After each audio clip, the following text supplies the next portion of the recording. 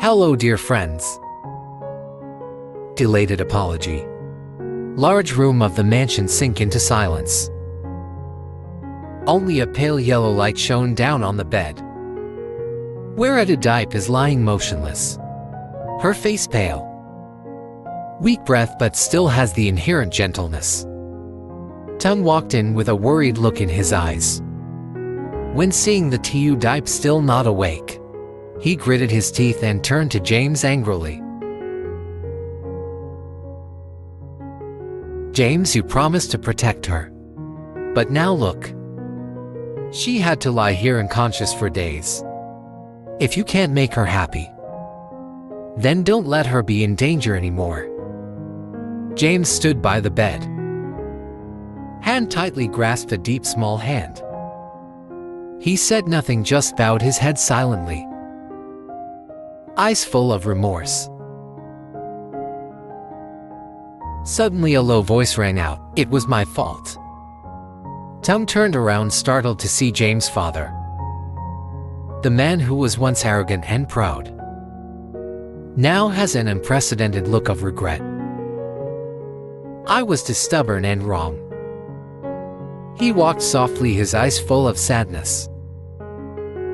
"I myself made an appointment with the thugs to ransom James. But I didn't expect someone behind me to hit me with a stick." He paused for a moment, his voice hoarse. "And Diep rushed out to protect me."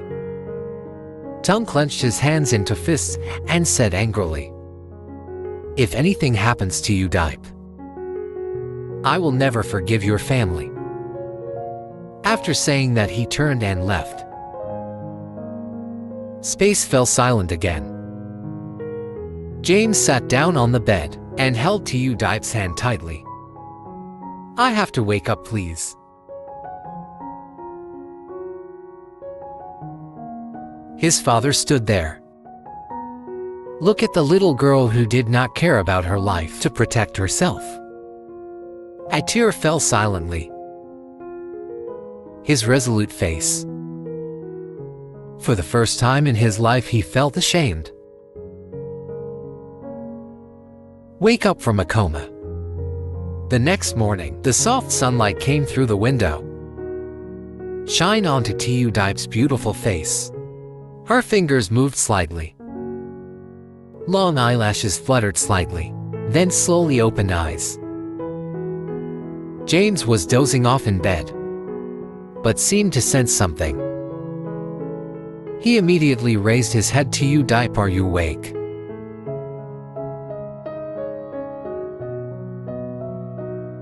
She blinked her eyes, looking around confusedly. "Where am I?" "I'm at home. I've been in a coma for 2 days." James's voice trembled with emotion. At this time, Father James also came. He looked at her with complicated eyes too. Diep hesitated because of him. "Dad has something to tell you." Diep looked at him with surprise in her eyes. This is the first time he called her daughter.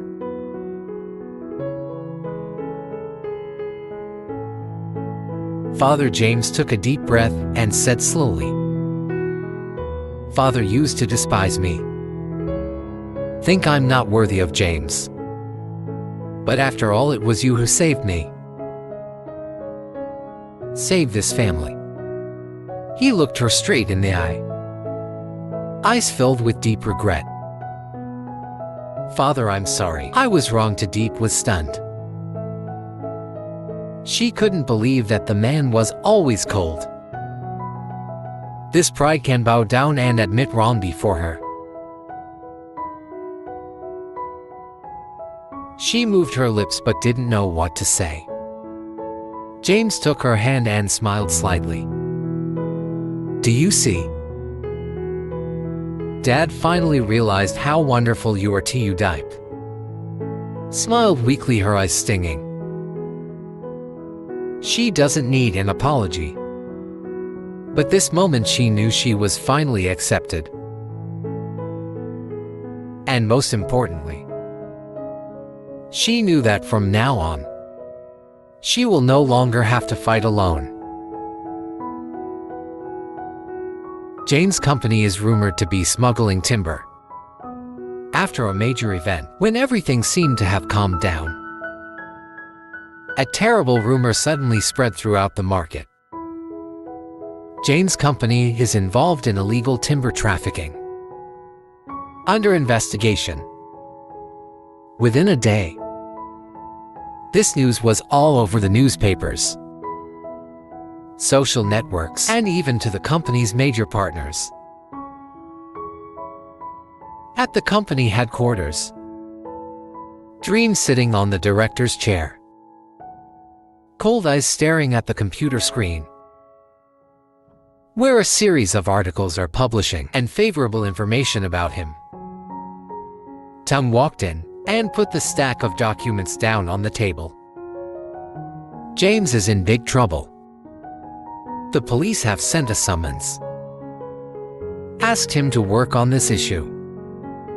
James nodded, his eyes wavering a little. I knew this would happen. Diep also ran over at this time with a worried look. James, this rumor is not true. But who wants to hurt him again? James clenched his fists and lowered his voice. All eyes in the room were on him. James continued. After the failed kidnapping, he could no longer directly take action. But he knows how to use the media to damage my reputation. He spread the news that I was smuggling timber to discredit the company and bring it under investigation. If this matter is not resolved quickly, our partners will withdraw. Diep clenched his fist. So what should he do now? James took Diep breath and stood up with a determined look in his eyes. I will personally go to the investigation agency to clarify everything. Working with the police. At the Economic Police Headquarters, James sat opposite the inspector, who was questioning him. We received the news that your company, related to activity, illegal logging and timber trade. Do you have anything to say about this? James looked straight into the inspector's eyes and calmly replied, my company only deals in agricultural products and imported wood, legally certified. If there is evidence that my company is smuggling timber, I will take full responsibility before the law. The inspector reviewed the game and placed some documents on the table. Here is a list of timber shipments that have been linked to your company. We need you to explain clearly. James picked up the document and looked at it. Cold eyes glanced over each line. Some of the shipments actually had your company's label on them. But the strange thing is, they do not originate from the company's management system. A thought flashed through his mind. Someone forged the papers and used his company's name to import illegal timber. He put the documents down. Sharp eyes for me can ask time to check the origin of these shipments. If there is really a violation, I will cooperate with the investigation. The inspector nodded.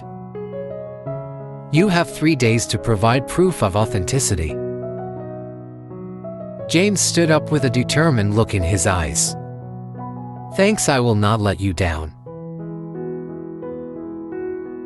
Race against time. Back to work tonight. Immediately assemble an internal investigation team too. Diep walked into the room and put her hand on his shoulder. Do you think John is behind this? James nodded. He was the only one with motive. But this time he couldn't blame him so easily. Tom walked in holding a stack of documents. James, I have investigated. These shipments are imported from an intermediary company. But when digging deeper, this company is related to a group of John. James clenched his fist. Good, this time I will make him pay too. Diep looked at James with eyes full of trust. She knows that no matter how many plots the enemy has, James will still fight to the end. And this time she won't let him face it all alone. Diep to Diep James's solid support. After returning from the police station, James sat alone in his office, sharp eyes staring at the computer screen. Documents on the continuous export of illegal timber shipments before his eyes, but his mind was in chaos. Pressure from the media, from shareholders, and police investigation is making him extremely stressed. The door suddenly opened too. Diep walked in holding a cup of hot tea. She gently put it on the table, then quietly sat down next to James. You forgot dinner again, right? She asked with concern in her voice, groaning softly and sighing, leaning back in her chair. He didn't have time to think about it. There is still a lot to be done. Diep gently squeezed James's hand. I know you are strong, but don't forget to take care of yourself. If I fail, what will happen to this company? He looked at her, eyes softened. I don't want you to worry too. Diep shook her head with a determined look. I love you, James. I cannot help but worrying about you no matter what. I will be with you through everything. Her words were like a warm stream of water. Melt the ice in James' heart. He raised his hand and gently stroked her hair. Thank you, Diep. As long as I have you by my side, I will never fall. She smiled, her eyes gentle but firm. Then let me help you. Together we will find out the truth. To overthrow John's conspiracy. James looked at her for a long time and then nodded slightly. I know this girl is my strongest support. And no matter how stormy the world out there is, as long as the Diep is by my side, I can face everything. The next morning when James arrived at the company, a group of police were present in the main hall. The staff were whispering, worried about what was going on. A policeman stepped forward and said sternly, CEO James, we received a complaint against your company related to illegal timber smuggling. Invite him to the station to cooperate with the investigation. The whispering grew louder. James calmly walked up, his eyes not wavering. I am willing to cooperate, but I hope you investigate thoroughly. I have never done anything illegal. Diep just arrived at the company and witnessed the scene. Her heart felt like it was tightening. She ran to grab James's hand. James, do you need me to call a lawyer? He squeezed her hand reassuringly. It's okay, I will figure it out. Don't worry. But how could she not worry? When she walked with the police, her heart was full of anxiety. Diep searches for clues. As soon as James was taken away, Diep immediately contacted Tung, James's close friend. Tung, have you heard anything about the timber smuggling? James can't do this. Tung was silent for a moment, then replied that he was also investigating. But it seems like this is a trap. He suspected John was behind it all. Hearing the name John, Diep immediately understood. John once wanted to overthrow James. And now maybe he's up to something. I can't sit still. I will find evidence to prove James is innocent. Tung nodded. I will help you. Diep and Tung started to turn over wood import and export contracts. They recently discovered something unusual. There was a shipment imported under the name of James' company. But the documents show signs of forgery. We need to find out who signed this contract. Diep said with determination in his eyes. What will she do next?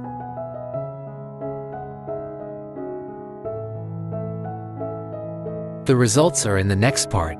Thank you for following this story.